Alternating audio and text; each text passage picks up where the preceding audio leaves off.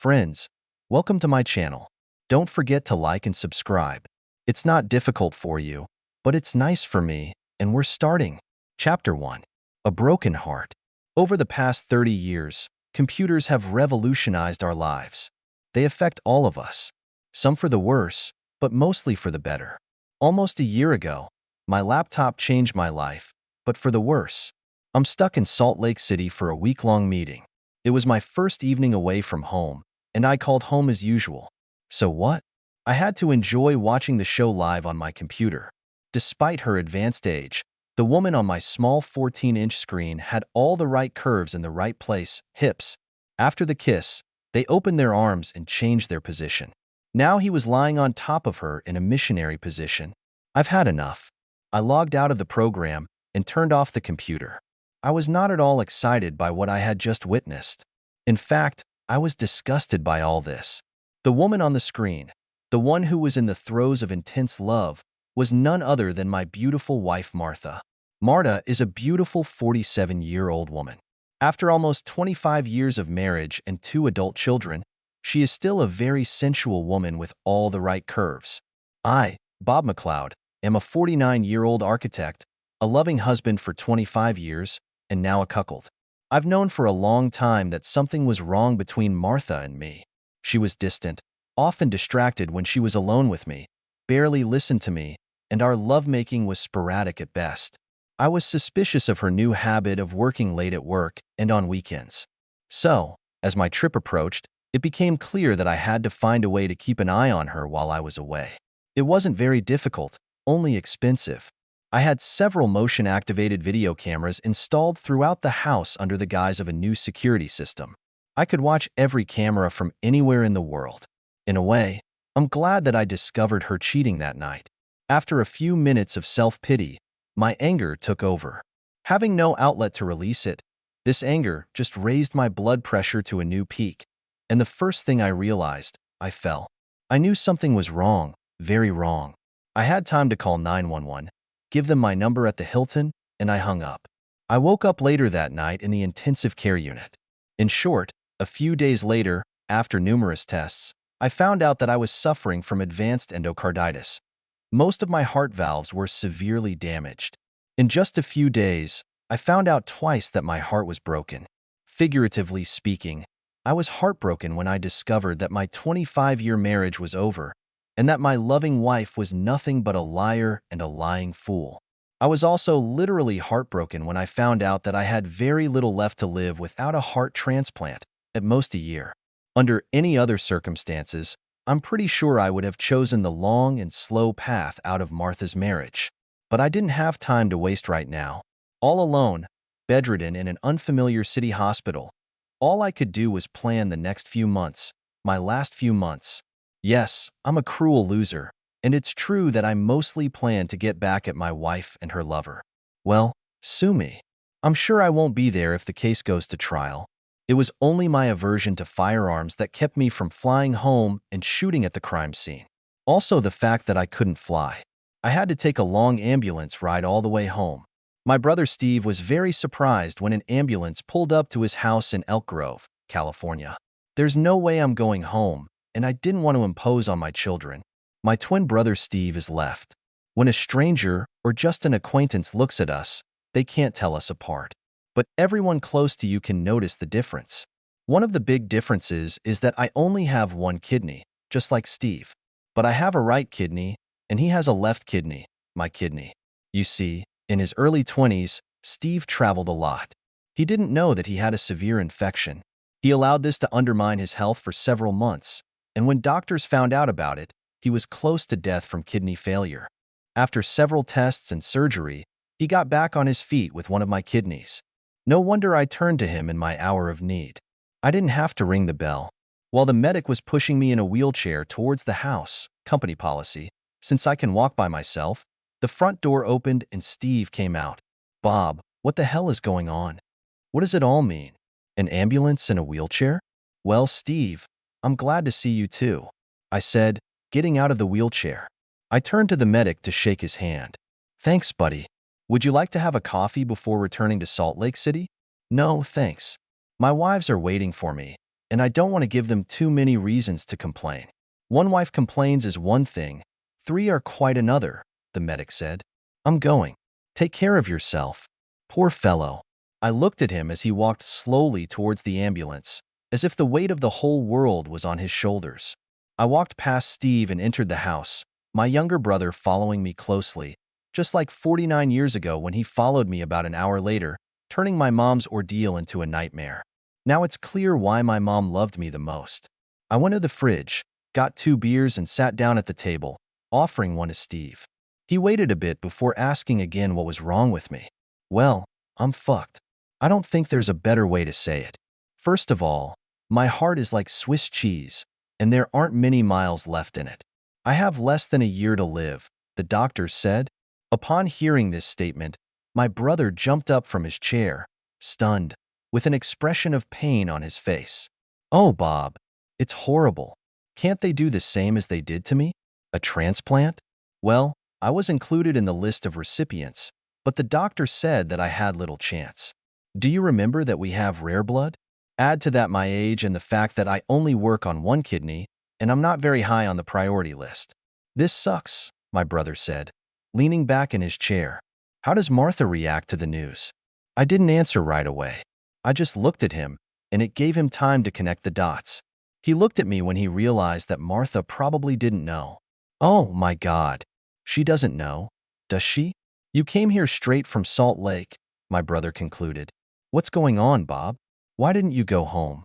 Steve, I discovered that I had a heart condition after I had a heart attack in Salt Lake City, I told him. And I had a heart attack after I discovered that Martha was cheating on me. It almost killed me. Good. How did you know she was cheating on you? Steve asked. It doesn't matter how, I told him. I have only a few months left to live, and I don't want it to hurt anymore. This fool made an attempt on my life. I won't even divorce her. What are you going to do? Steve asked. First of all, I will get my hands on as much cash as I can. I'm really going to enjoy these next few months. Secondly, I will change my will and life insurance. There's no way that fool is going to get anything out of my death. All children. I just had an idea. Were they my children? How long has she been cheating on me? What? Steve asked, noticing my silence. How bad is it? I don't even know if these are my children. I'll need to do some DNA tests. Stop. Don't go there, brother, Steve said soothingly. If you only have a few months left to live, you don't need to break your heart.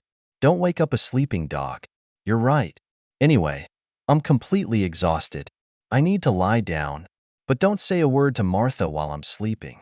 I have only a few months left to live, and I need my brother, I said. Steve came over and hugged me. Chapter 2. Take everything to heart. The next morning, Steve took the day off. Then he became my chauffeur for the whole day. The first stop was the bank. I took everything I could out of our savings and cashed out everything we kept in our safe. The total amount was about $150,000. Secondly, I went to my employer, gave him all the necessary papers from the doctor, and resigned on the spot for medical reasons. I could have sworn I saw a tear appear in the eyes of my tough boss.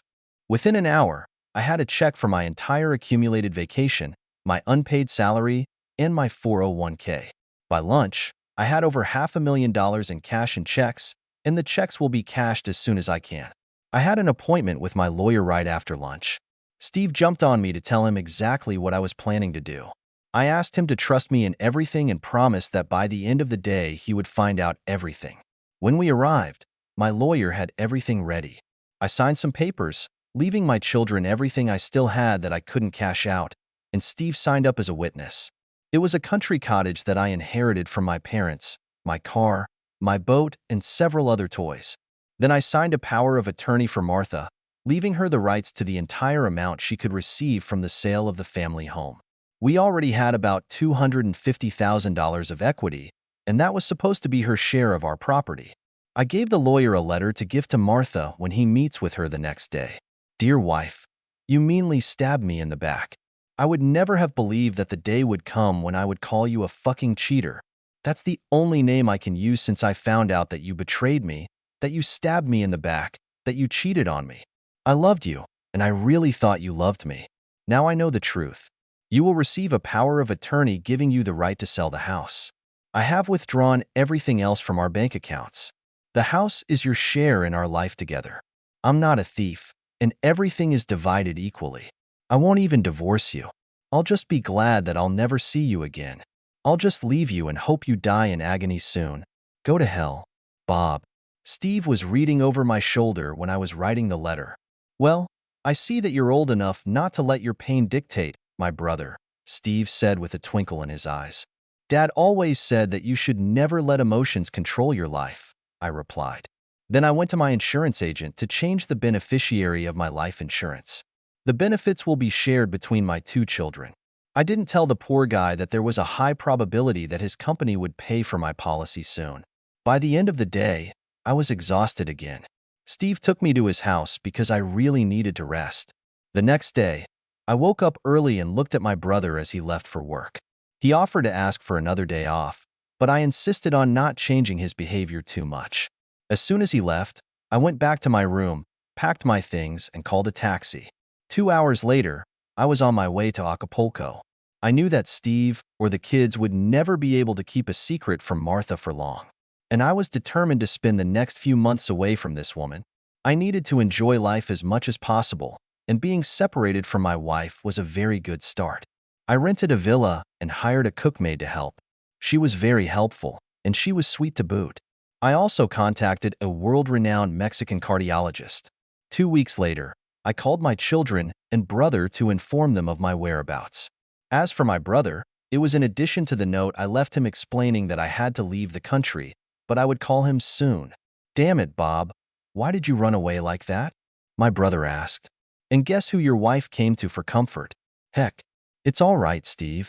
I know you can play the role of an attentive guy, I said. Anyway, I'm calling to let you know that I live in Mexico and I really like it. The kids are coming to visit me next week, but they promised to hide it from their mom. What about you? Could you come back after that? Agreed, my brother replied. I'll take a vacation. Where are you? Just get on a plane to Acapulco, give me the flight number, and someone will come for you, I said. You don't trust me to keep a secret, brother? It sounds like this, a cloak and a dagger. I didn't even tell the children about it. I don't want to take any chances. Chapter 3. His heart is in the right place. I met Steve at the airport. We grabbed his bags and headed for the waiting limo. Our destination was a good hour's drive from Acapulco, almost in the countryside. As we approached Villa del Corazon, Steve was impressed. Holy shit, Bob. Is this the villa you rented? No, this is an annex to my doctor's medical center. I'm sorry about that, but I had an appointment here in advance on the day you arrived, I said. Come with me. The limo driver will deliver your luggage to me while we wait for the doctor who will examine me. We went inside and the nurse took us to the waiting room. We were the only customers. Shortly after she left, an orderly came in and offered us a drink. We both took a glass of fresh juice. Salute, I said, raising my glass towards my brother. Salute. I drained the glass of juice in one quick motion, and Steve followed my example. So what's with this doctor? My brother asked. Does he have a wonderful medicine that no one knows about in the USA? No, but he's a famous heart transplant surgeon. Oh, I take it he's a very good surgeon? Well, I do not know if he is good. I chose him because he has a rather vague sense of ethics, I said. Steve looked at me curiously. I don't understand. Free ethics? What do you mean? Well, for a good price, he doesn't care where the organ comes from. And for an additional fee, he gets it himself. Steve looked at me in shock. It's not serious, Bob, he started to say. I don't feel that good. My head is spinning. I got up and walked over to my brother. I took his hand. Steve, you're my brother, and I would do anything for you, I said, hoping to tell him everything before he passed out. Actually, I've already given you one of my kidneys. And how did you repay me? By sleeping with my wife. You betrayed the man who saved your life, your own brother.